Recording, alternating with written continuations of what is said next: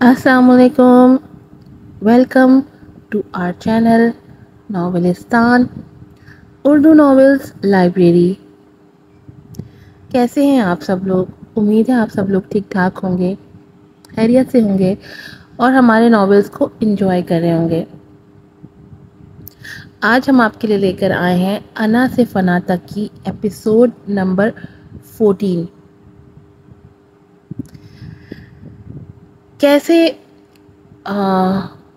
उम्मीद ने जो है ना इनके छक्के छुड़ाए हुए हैं और हवेली वाले तो समझ रहे थे शायद जैसे आमवनी आती है उसके ऊपर जुल्म सितम के पहाड़ तोड़ेंगे, लेकिन मुझे नहीं लगता उम्मीद उनको ऐसा कोई मौका देगी। और मुझे तो लगता है हवेली वालों को उम्मीद की शराइत माननी पड़ेगी। उम्मीद उनकी शराइत नहीं मानेगी। अब देखते हैं कि कैसे उम्मीद नाको चने चबाती है हवेली वालों को। और बारबीना ने कोशिश की थी जुन्नून के बेटे के साथ, लेकिन पहली कोशिश तो उसकी नाकाम हो गई। लेकिन बारबीना भी एक स्टोन लेडी है और वो स्टोन लेडी इतनी जल्दी हार नहीं मानती है।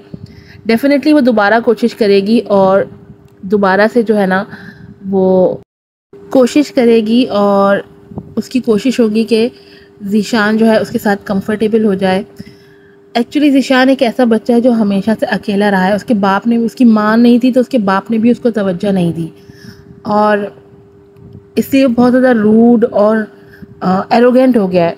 लेकिन बारबीना भी जो है ना हिम्मत वाली लेडी है, वो भी अपनी कोशिशें जारी रखेगी और उम्मीद करती हूँ कि ज़ीशान उसकी इन कोशिशों को जो है ना वो उन कोशिशों को बेकार नहीं जाने दे, ज़ाया नहीं जाने दे। जहाँ तक बात रही मेहरान की, तो देखते हैं उसकी लव स्टोरी कहाँ तक चलती है। दोनों भाई एक ही लड़की को पसंद करते हैं। जल्दी से चैनल को सब्सक्राइब कर दें, वीडियो को लाइक कीजिएगा, शेयर कीजिएगा और अच्छे रिव्यूज़ भी दीजिएगा। बढ़ते हैं एपिसोड की तरफ। अना से फना तक एपिसोड नंबर है 13। राइटर हैं एमन रज़ा। उम्मीद के कदम ठटक कर रुके थे। दिल की धड़कन अगर उसकी बड़ी थी तो कशमकश का शिकार बिलावल साहब भी थे। उसकी गहरी पुरकशिश आंखों ने उन्हें मीरब यानी उम्मीद की माँ की याद दिलाई थी, मगर वो लब भींच कर रह गए। उन्हें यकटिक उम्मीद की आंखों में झांकते देख नईम साहब ने उन्हें मुखातिब करना ही ज़रूरी समझा। बिलावल। उनकी आवाज़ में घुड़क महसूस करके वो चौंक कर पलटे और आगे बढ़कर मेज़ पर बैठे, जबकि उम्मीद ने वहाँ रुकना मुनासिब न समझा था। तभी आगे की तरफ कदम बढ़ा दिए। ए सुन लड़की, वहाँ नहीं बावर्ची खाने में जा। आज के सारे बर्तन तू धोएगी। अम्मा इसे लेकर जाओ। तहरीम बेगम हकारत से उम्मीद को टोकती आखिर में शबाना बेगम को बोली। उनकी बात पर वो पलटे बगैर गर्दन जरा सी तिरछी करके बोली, ए लड़की नहीं, मेरा कोई नाम भी है, आइंदा याद रखिएगा। क्योंकि अगर आपको काम करवाना है तो तमीज़ के दायरे में रहकर करवाना होगा। कोई भी इखलाक से गिरा काम मैं करने की पाबंद नहीं और ना ही मुझसे कोई करवा सकता है। वो तहक्कुम भरे लहजे में बोली, जिस पर तहरीम बेगम ताव खाकर रह गईं और उसके पीछे जाने लगी। जब नजमा बेगम ने इशारे से ही उसे रोका था। हिम्मत उम्र से बड़ी है इसकी। देखते हैं कि गंगापुर के गांव में इसकी हिम्मत कहाँ तक साथ निभाती है। नईम साहब हाथों की मुट्ठी बनाकर लबों पर रखते बोले, कोई नहीं साईं, ऐसा काम लेंगे इससे कि एक दिन में ही इसकी अकड़ टूट कर चिकनाचूर हो जाएगी। फिर कहाँ की हिम्मत और कहाँ का बागीपन। नजमा बेगम चील जैसी नज़रों से उम्मीद के ताक़ुब में देखती बोली तो सब सर हिलाकर रह गए, मगर ये तो वक्त बताएगा कि कब कहाँ किसकी हिम्मत टूटती है। ए छोरी, ओते काहे रुकी? इधर आ। ये सारे बर्तन जो तू देख रही है ना, ये आज तू ही धोएगी। उम्मीद जो फैमिली वॉल पर लगी उनके तमाम ख़ानदान की तस्वीरों के आगे ठटक कर रुकी थी। शबाना अम्मा उसका बाजू दबोचकर बावर्ची खाने में लाकर बर्तनों के ढेर के आगे लाकर पटकती बोली। वो बर्तनों का ढेर यूं मालूम हो रहा था जैसे पहाड़। ایسے جیسے ایک ہفتے کے برتن جمع کر کے رکھے ہوں۔ امید نے آدھے سے زیادہ برتنوں سے بھرا کچن دیکھا۔ پتہ نہیں وہ برتن گندے تھے یا جان کر گندے کیے گئے تھے، مگر اس کے پاس کوئی چارہ نہ تھا۔ یہ رحمان کے کیے کی سزا تھی جو اسے لازماً بھگتنی تھی۔ اب ولی صاحب کے لیے وہ اتنا تو کر سکتی تھی۔ اس نے اپنی 2 دن سے پہنی ہوئی شرٹ کے بازو فولڈ کیے اور برتن دھونے بیٹھی۔ لمبے بال جو پونی میں بندھے تھے وہ انہیں جوڑے کی شکل دے چکی تھی۔ 1 گھنٹہ، 2 گھنٹے، 3 کب گزرے پتہ ہی نہ چلا، اور اب بھی آدھے برتن باقی تھے۔ پسینے سے پورا بدن تربتر ہو گیا تھا، بال منہ سے چپک چکے تھے، سانس بری طرح پھول چکا تھا، جبکہ سفید مخملی ہاتھ سرخ ہو چکے تھے اور کہیں کہیں سے خون بھی رس رہا تھا۔ جسم کپکپاہٹ کا شکار تھا۔ 2 دن سے بھوکی پیاسی تھی وہ۔ پانی تو یہاں کی ٹوٹی سے پی چکی تھی وہ پیٹ بھر کر، مگر بھوک کا کیا کرتی۔ کمزوری سے ہاتھ سے گلاس چھوٹ کر گرا تھا، جو گر کر چکنا چور ہو گیا تھا۔ اے چھوری، ایک ہی کیا اتنا مہنگا گلاس توڑ دیا؟ پیسے کیا تیرا باپ آ کر دے گا؟ نجمہ بیگم اس کی کمر میں لاٹھی مارتے بولی کہ وہ لب دانتوں تلے کچل کر چیخ کو بڑی مشکل سے روک پائی تھی۔ جیسے ہی انہوں نے دوسری بار لاٹھی مارنی چاہی، وہ بیچ میں ہی لاٹھی کو پکڑ کر کھینچ چکی تھی، جس کے باعث انہیں جھٹکا لگا تو وہ بھی لاٹھی سمیت اس کے پاس کشتی چلی آئیں۔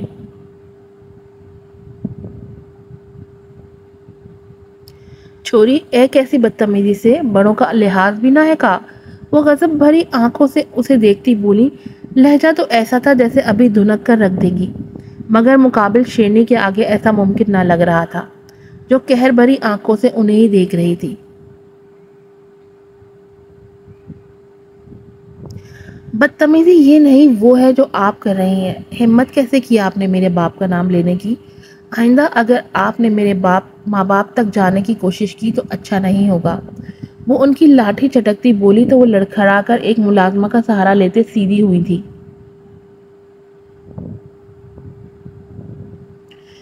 بھوکے رہ کر کام کروانے کا فن شاید صرف سفید حویلی والوں کے خون میں جمع ہے۔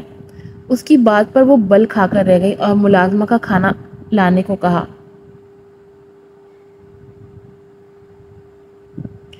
ایک پلیٹ میں کھانا اس کے سامنے لا کر پھینکا گیا تھا، جسے دیکھ کر اندازہ لگانا مشکل نہ تھا کہ وہ سب کا جھوٹا کھانا ہے۔ لے کھا اسے، اب تو پڑ گئی کلیجے میں ٹھنڈک۔ وہ طنزیہ انداز میں اپنے چہرے پر مکروہ ہنسی سجائے بولی تو وہ ایک ایک قدم بڑھ کر ان کے قریب آئے۔ میں یہ کھانا نہیں کھاؤں گی۔ انسان ہوں میں، جانور نہیں جسے جھوٹا لا کر کھلا دیا جائے۔ اگر کام لینا ہی ہے تو انصاف کرو، ورنہ یہ کھانا تمہیں ہی مبارک۔ وہ ایک ایک لفظ چبا کر کہتی دوبارہ کپکپاتے ہاتھوں سے برتن دھونے لگی تھی، مگر وقت کے ساتھ ساتھ ہمت جواب دیتی جا رہی تھی۔ پتہ نہیں اکڑ اس چھوری کی کس پر گئی ہے سے برتن دھونے کے بعد وہ ایک قدم بھی چل نہیں پا رہی تھی۔ دوبارہ اسے اسی کھانے سے نوازا گیا تو وہ چلا اٹھی۔ کہاں نہ لے جاؤ اسے، پہلے تو مجھے شک تھا، مگر اب یقین ہے کہ سفید حویلی والوں کا خون بھی سفید ہے، تبھی ملازموں کو 2 کوڑی کے بھاؤ رکھتے ہیں، بلڈی سنگ دل لوگ۔ وہ اپنی ضد پر قائم تھی۔ ایک دم اسے چکر آیا تو وہ چکرا کر گر پڑی۔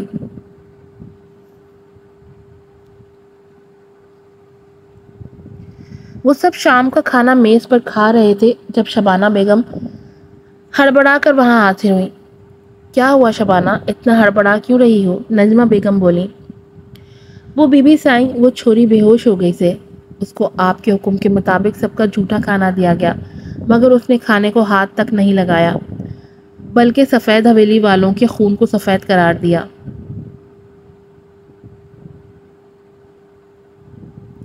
اس کی بات پر یارق شاہ تیزی سے اٹھا تھا۔ یارق شاہ، جہاں ہو وہیں رک جاؤ، یہ تمہارے بولنے کی جگہ نہیں۔ نعیم صاحب روبدار آواز میں بولے تو وہ وہیں رک گیا، کیونکہ وہ خود اس لڑکی کے کمرے کی جانب بڑھے تھے، جسے دیکھ سب حیران رہ گئے تھے۔ نجمہ بیگم بھی فوراً ان کے پیچھے ہو لی تھی۔ نعیم صاحب کے حکم پر اس کے چہرے پر پانی کا جگ پھینکا گیا، جس پر وہ نقاہت زدہ سی ہوش میں آئی تھی اور سیدھی ہو کر بیٹھی تھی، مگر ان سب کے دادا کو وہاں موجود دیکھ وہ بھی حیرت کا شکار ہوئی تھی۔ بھلا ان کا یہاں کیا کام؟ لڑکی اپنی ضد کی پکی ہو تم، کیا تم نہیں جانتی کہ سفید حویلی میں صرف ہمارا حکم چلتا ہے، ایک پتا بھی ہماری اجازت کے بغیر نہیں ہلتا، اور تم ایک بار نہیں بار بار ہمارے حکم کی نافرمانی کر رہی ہو، اس نافرمانی پر تمہاری جان بھی جا سکتی ہے، اس بات کا اندازہ ہے تمہیں؟ بغیر تاثر کے وہ سنجیدہ لہجے میں بولے تو وہ یکٹک ان کی آنکھوں میں دیکھی گئی۔ اگر میری ضد اتنی پکی نہ ہوتی تو آپ کو یہاں لانے کا باعث نہ بنتی، ضرور میری نافرمانی آپ کے لیے دلچسپی کا باعث ہے، تبھی میں اب تک زندہ ہوں اور آپ میرے سامنے۔ وہ کسی پکے کھلاڑی کی طرح بغیر ڈرے بولی تو وہ ایک دم قہقہا لگا کر ہنس دیے تھے۔ وہ چھٹانک بھر کی لڑکی ان کی سوچ اچھی طرح بھانپ گئی تھی۔ اس بات نے انہیں اور متاثر کیا تھا۔ نعیم صاحب کو کم ہی لوگ متاثر کر پائے تھے ان کی زندگی میں، اور ان میں سے اب تک ایک امید بھی تھی۔ تو مطلب تم جان گئی ہو کہ ہم یہاں کیوں آئے ہیں، تو پھر بتاؤ کیوں نہیں کھایا تم نے کھانا، اور کیا ہے تمہاری شرائط؟ وہاں موجود ملازمین پھٹی پھٹی آنکھوں سے یہ انہونی ہوتے دیکھ رہے تھے، جہاں مقتول کے گھر والے ایک ونی سے اس کی شرائط پوچھ رہے تھے۔ یہ تو ناممکن تھا جسے اس لڑکی نے، یا یوں کہا جائے کہ چھوٹی بہو نے، ممکن کر دکھایا تھا۔ میری زیادہ شرائط نہیں ہے، بس یہی بات کہنا چاہوں گی کہ میری عزت کی حفاظت کی جائے اور مجھے 3 وقت کا کھانا دیا جائے، بالکل ویسا جو ایک عام انسان صحیح طرح کھا سکے۔ اس کی بات پر وہ حیرت کا شکار ہوئے تھے۔ بس یہی؟ جس پر اس نے ہاں میں سر ہلایا تھا۔ منظور ہے۔ وہ داڑھی پر ہاتھ پھیرتے آنکھیں چھوٹی کرتے بولے، مگر لڑکی تمہیں کیوں کر لگا کہ سفید حویلی میں تمہاری عزت کو ملازموں سے کوئی خطرہ لاحق ہو سکتا ہے؟ ان کی بات پر وہ تمسخر سے مسکرا دی تھی۔ آپ کو کس نے کہا کہ ملازموں کی بات کر رہی ہوں؟ اس کی شکل پر طنزیہ مسکراہٹ دیکھ وہ سمجھ چکے تھے، مطلب اس کا اشارہ وہاں کے ملازموں سے نہیں بلکہ مالکوں سے تھا۔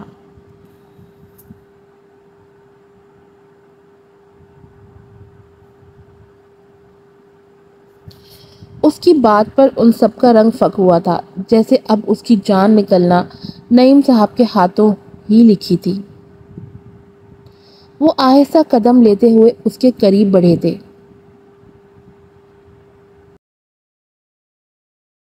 وہ بھاگتے ہوئے اندر آئی تھی اور پھوٹ پھوٹ کر رو دی تھی۔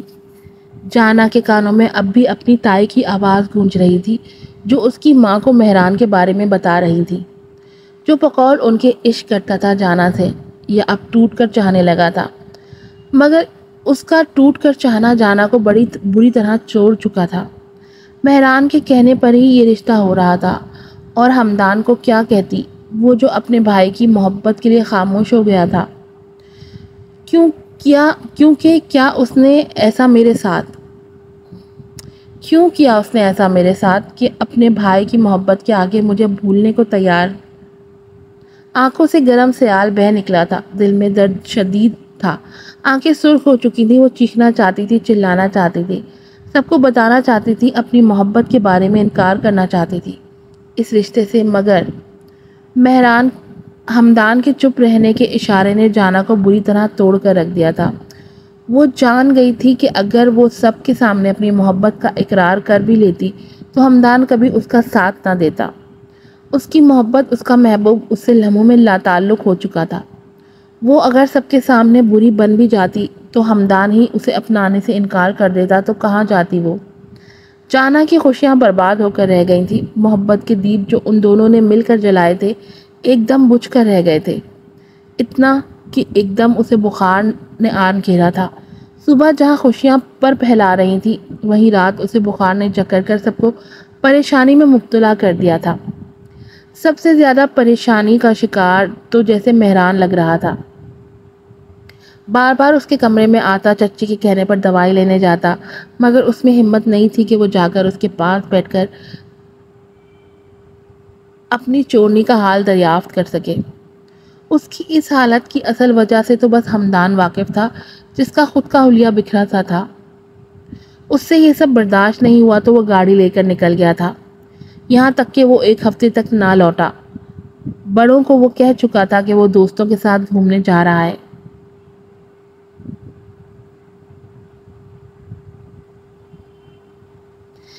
1 ہفتے میں آنن فانن ان کی منگنی ہو گئی تھی، اور تب سے وہ پتھر کی مورت بن کر رہ گئی تھی، جس میں شاید کوئی احساس باقی ہی نہیں بچا تھا۔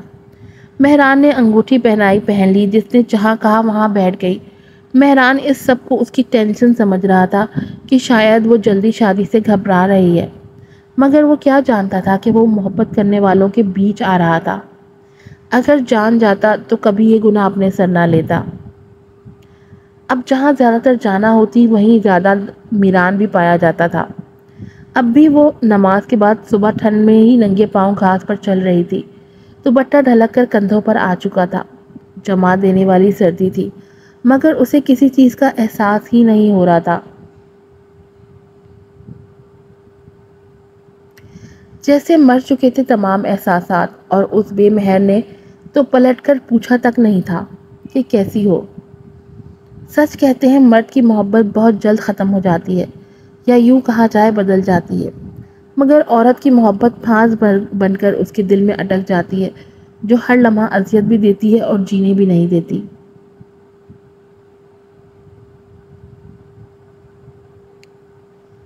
وہ ویسے ہی سن سی کیفیت میں وہاں جمی رہتی، جب کسی مہربان سائے نے پیچھے سے گرم شال اس کے اوپر اڑا دی۔ وہ چونک کر پلٹی تھی، پیچھے موجود مہران کو دیکھ اسے لمحے میں غصہ آیا تھا۔ نفرت ہوئی تھی اس کی شکل سے آج، جس کی وجہ سے وہ اپنی محبت کھو بیٹھی تھی۔ وہ کچھ بھی کہے بغیر وہاں سے جانے لگی تو وہ اس کی کلائی تھام گیا۔ جانا؟ اس کی آواز میں جیسے بے لوث محبت اور صدیوں کی پیاس تھی۔ اس کا انتظار تھا، مگر وہ کاٹ کھانے کو دوڑی۔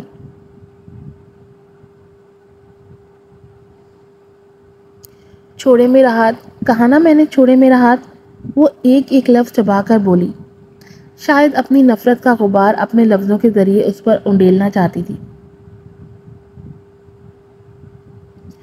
جانا کے چیخنے پر مہران نے اسے کھینچا تو وہ جھٹکے سے اس کے قریب کھینچی چلی آئی۔ ان کے درمیان 2 قدموں کا فاصلہ تھا، دونوں کی نظریں ملی تھیں۔ ایک کی نظر آنکھوں میں نفرت تو دوسرے کی آنکھوں میں بے پناہ عشق تھا۔ دونوں کے چہرے ایک دوسرے کے مقابل تھے۔ مہران کی سانسیں جانا کا چہرہ جھلسا رہی تھی۔ ایک پل کو تو وہ اس کے عشق کے جہاں میں کھو چکی تھی، مگر اگلے ہی پل سب یاد آتے نفرت سے اسے جھٹکنے لگی، جو ابھی تک اسے تھام کر کھڑا تھا۔